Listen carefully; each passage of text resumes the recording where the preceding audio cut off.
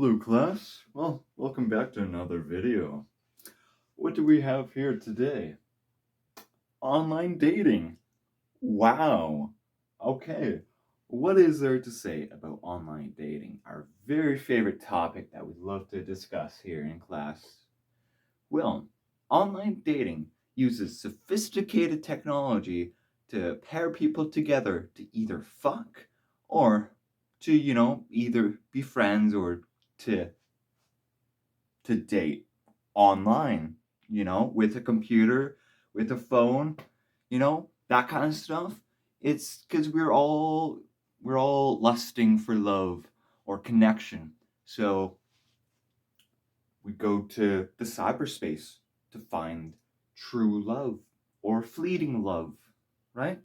Because we all want to feel loved, right? Because in the end, we are just loving creatures.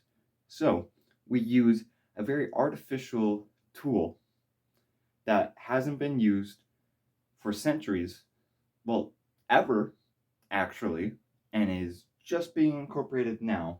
And we are the first generation to practice online dating.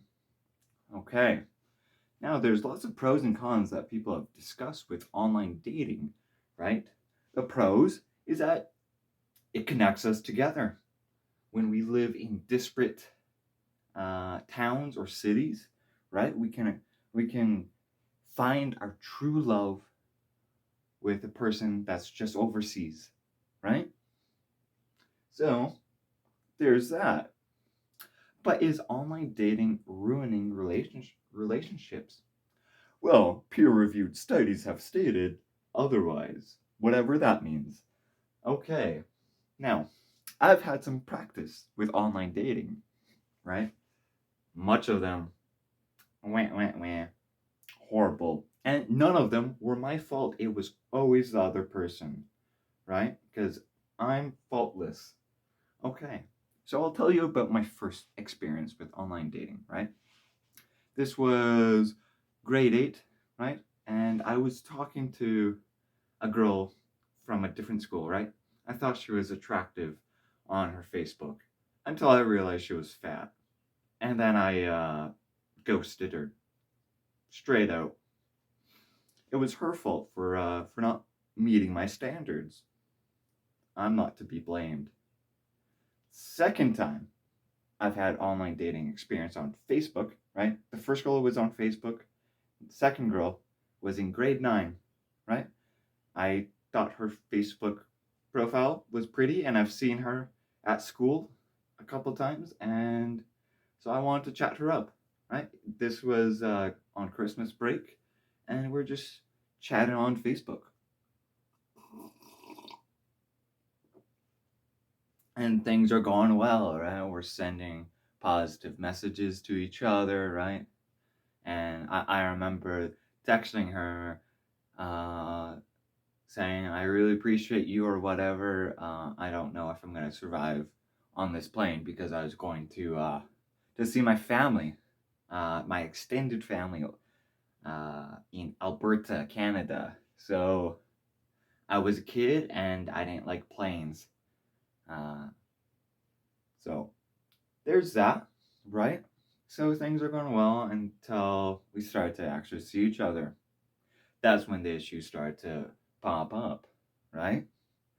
So, socially awkward person that has no people skills whatsoever decided, hey, I'll give this a shot. So we meet up, and we're being friendly with each other, and I've had very strong feelings towards people. I have these intense, heart-burning eruptions, right? This was before I discovered masturbation. Uh, So I had lots of feelings towards her. We'd hang out a couple times at school. I'd sing to her. I'd bring her her favorite chocolate bars, which are Toblerones, right? Those triangle ones, right? So and I'd go to her parents and say that I was gay because she said that her parents want to let guys over if they're straight because who knows what they're gonna do in the bedroom, right? We didn't do anything. We just held hands And that was the extent of it. We didn't even kiss at all through our 2 month relationship together, right? So, this ends in tragedy, like all my heartbreaks,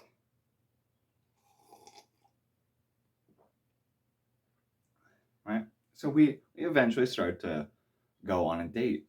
Now, the very first date that we went on was to the movie theaters, right? She brought two of her friends, right? A socially anxious one and a guy that SA'd her. Yeah,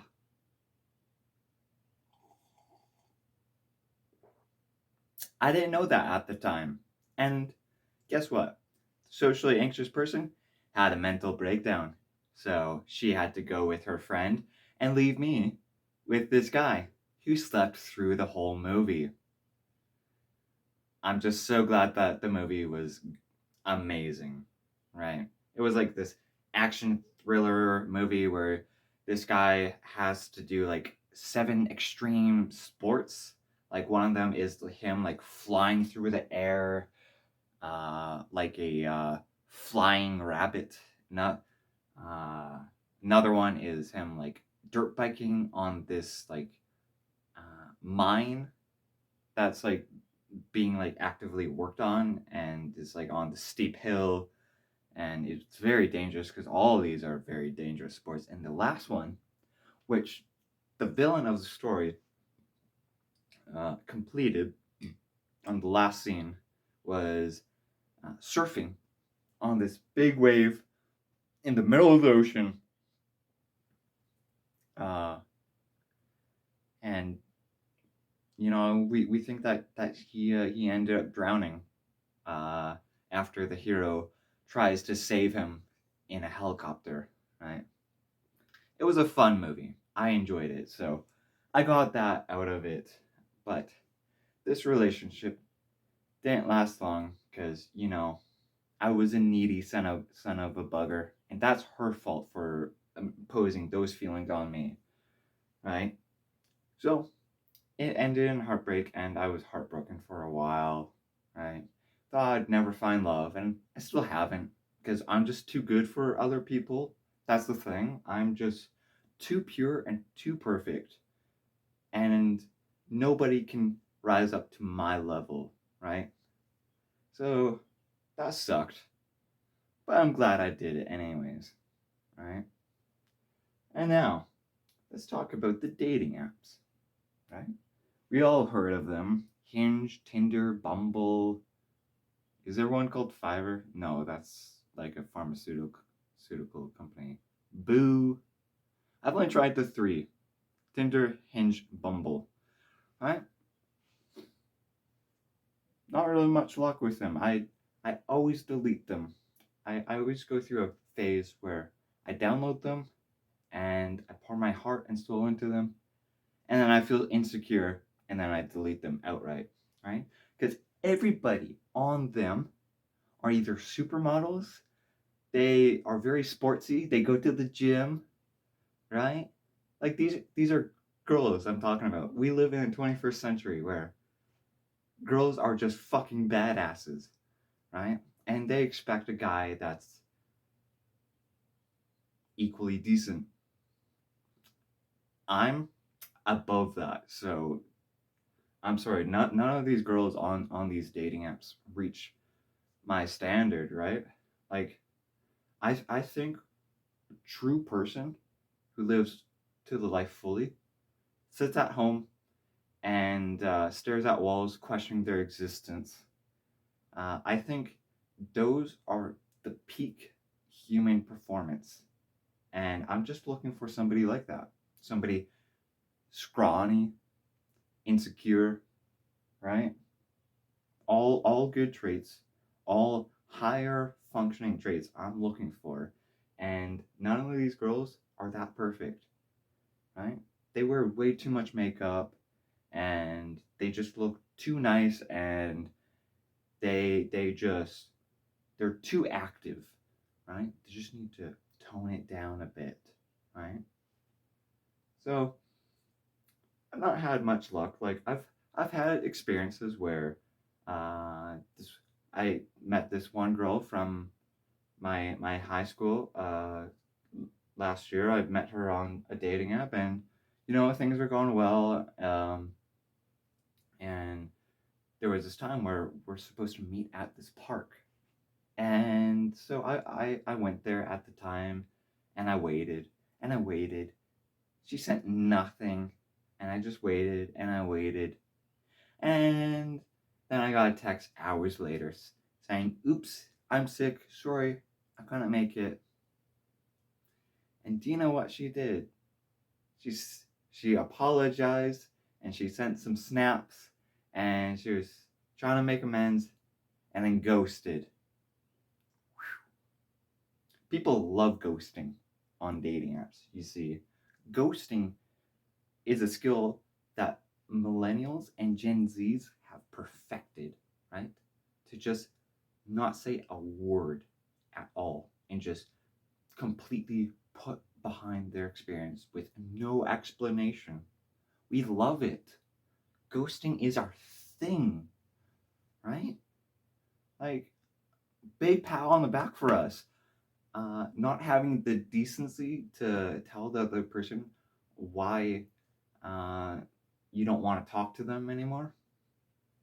I think that really speaks volumes about how much we've evolved as a culture, right? So she ghosted, and I've seen her sometimes at the mall or at music uh, get-togethers that are thrown at like my university, right? And I'd see her walking around, and my friend confronted her one time, and guess what? She says she doesn't even know me. She has no idea who uh, who I am. That's peak ghosting. Like some people, they they just ghost online, and but this person, she ghosts online and in person. It's like I'm so white that I'm a ghost. She just doesn't see me. It's amazing. And now, out of the blue, uh, this is going to confuse you because I'm transitioning to another conversation topic that's still about dating apps, but it has nothing to do with this person. A couple days ago, I just sat in bed and, without even thinking, I downloaded the holy trinity of dating apps, right? Just to give it a shot. And uh, there's some people that swipe swipe right on me, and you know makes me feel good, right? Because we all want to have that ego boost, and now talking to this one person, and I have no idea how it's gonna go. Uh, I don't even know she's going to see this. Probably not. So that's probably for the best because in the end, this conversation topic is probably too high up intellectually for her that I don't even want her to go through the agony of sitting through this video. So we'll see how that goes, right? It's up in the air. Uh, Probably nothing is going to happen though. And last conversation topic I have on here, which you cannot really see, is paying for it. Right? You pay it with your soul and life, right? There are, so we've talked about Facebook, we've talked about dating apps, and now let's talk about the other things you can do. You can, uh, like, you know how there's parasocial relationships where you know a lot about one person, one like streamer or YouTuber, and they know nothing about you. We'll just take that up to masturbation. I got you, gold mine. You got your masturbation topic right here. Okay, so sometimes what I do is I go on Twitch. I've never been on porn. You know, people, my friends in high school uh, would tell me that everybody does porn, but for some reason, it's too taboo for me to even type it. I don't even want to look at porn, right? I only discovered masturbation in the summer after grade 11, right? Like my dick would get hard and I didn't know what to do with it. But once I discovered it, the I discovered it one summer morning, and like after washing my hands after I walked to the bus stop, and my face was just gleaming. I was so happy. It was so pleasurable, right? So that was perfect. And now I masturbate every so often, right? To Twitch streamers occasionally, right? My usual go to is just looking up sexy pictures, right? Uh, when the blood really gets going, I'll draw pictures, right? I might even post some here and there. Uh, so there's that. There's also OnlyFans, right? Where you can pay money to see very sexy pictures of women. I've never paid any because it's really not worth my money. I'm very stingy with my money.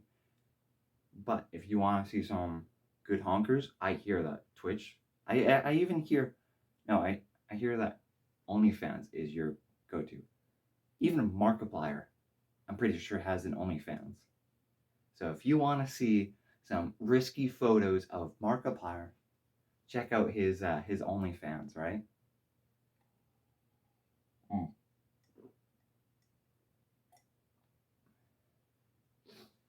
So in the end, you know, YouTube and Twitch are the only girls I truly love, and the girls I've been dating all my life is the girls on Twitch and YouTube. And I think that's it. This was a great over 17-minute video, and I hope you enjoyed it. And you'll see me in the next one. Cheers.